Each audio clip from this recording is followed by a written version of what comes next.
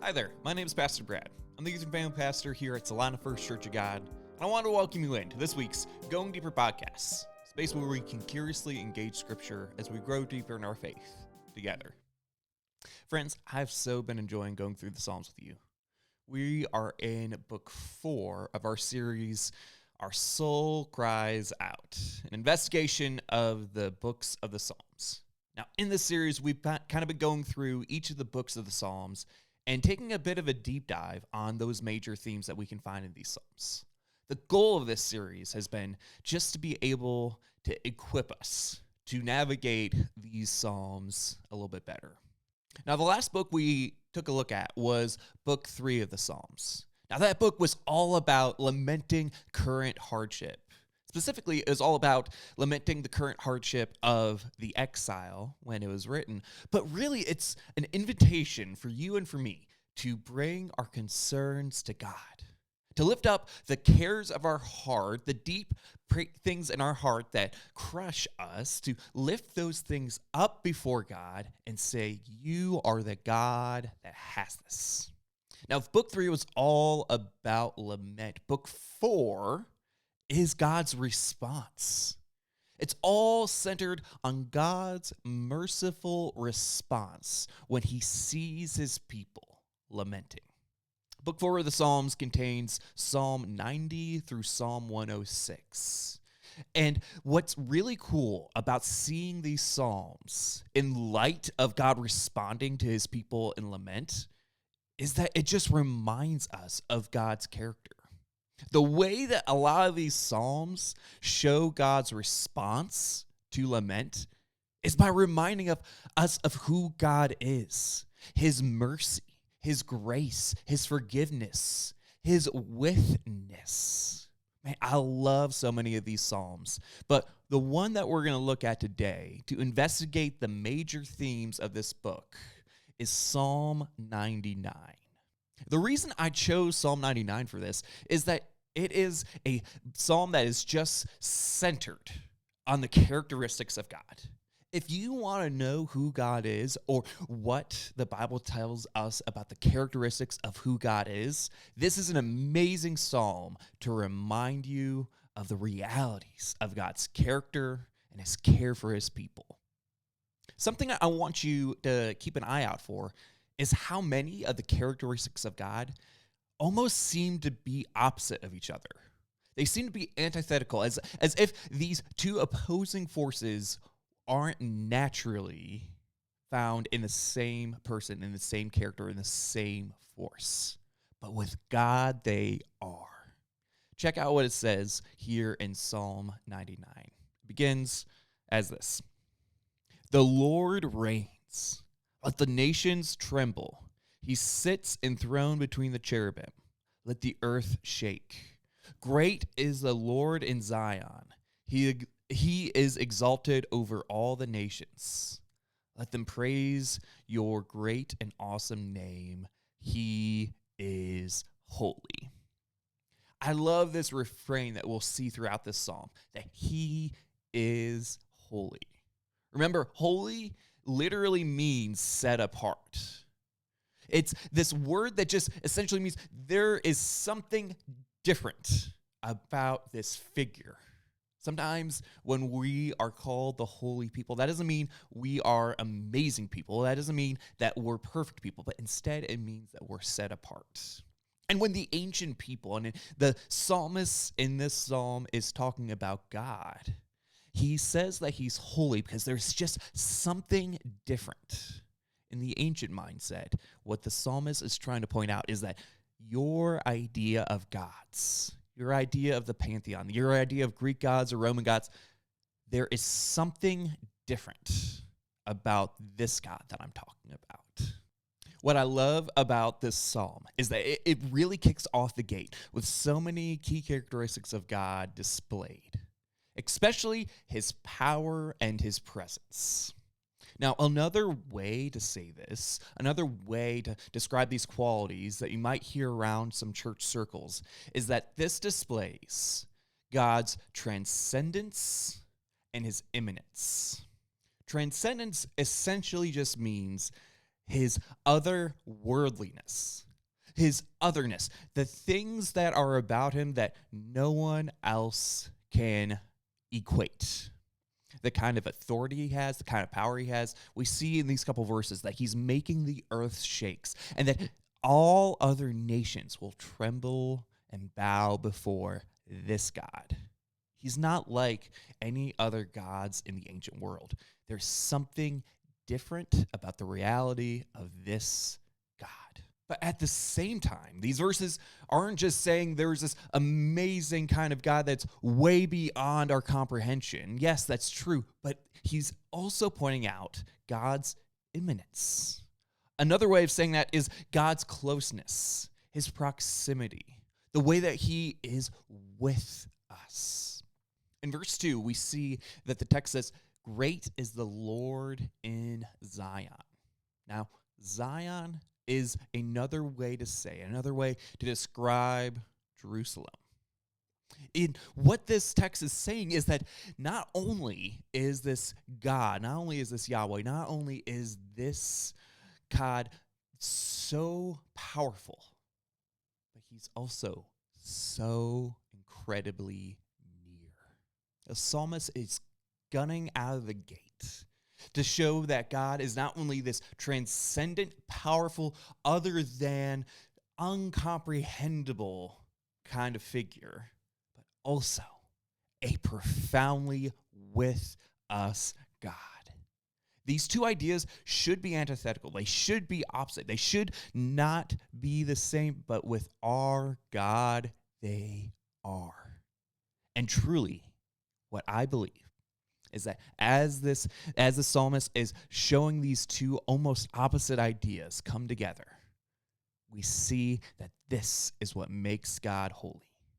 This combination of transcendence and immanence is what makes God set apart. Let's check out what else this text says about the characteristics of who God is. Text picks up here in verse 4. It says, "The king is mighty. He loves justice. You have established equity. In Jacob, you have done what is just and right. Exalt the Lord, our God, and worship at his footstool. He is holy." Again, the author gives this refrain of he is holy. He is set apart. There's something different about this kind of God. And this difference might not seem as obvious to us as this first one. You see, the author is also presenting another antithetical, almost opposite ways, characteristics of who God is. And that is his mighty power and his love for justice. Now, that might not be as intuitive for us, but you got to think about ancient writers, about how they thought about kings. And even if we're honest, we don't have to look very far in our history to see powerful figures that aren't just. That there's something about when human beings get a lot of might, get a lot of power, get a lot of authority, justice isn't always guaranteed. And in some ways, those ideas of having a lot of might and having a lot of justice can seem just as antithetical, just as opposite as being otherworldly and being incredibly close. Here's the cool thing about our God. A key part of his character isn't just his might, isn't just his power, but his love for justice. This word equity can be translated as fairness, but essentially what this means isn't just equality. It's not just everyone gets the same amount, but true equality of what we want it to be.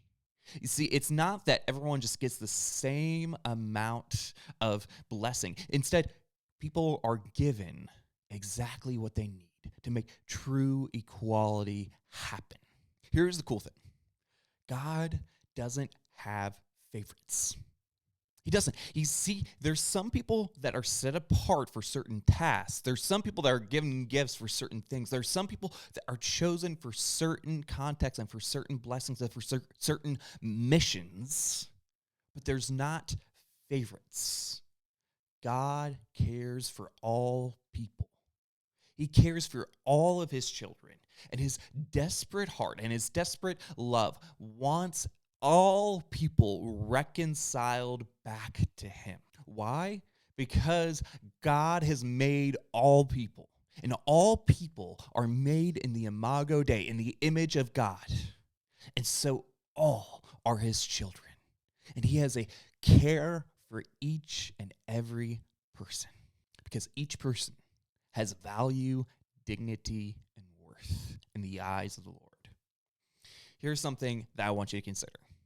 Have you ever been on fire for justice? Have you ever fought for the marginalized? Have you ever thought that things are not as fair as they ought to be? What's cool about that is that you are reflecting the heart of God to your people and to your places. Let's check out what this psalmist also has to say here in verse 6. It says, Moses and Aaron were among his priests. Samuel was among those who called on his name. They called on the Lord, and he answered them. He spoke to them from the pillar of the cloud. They kept his statutes and the decrees he gave them. Now, what the psalmist is doing is reminding the people the times God showed up.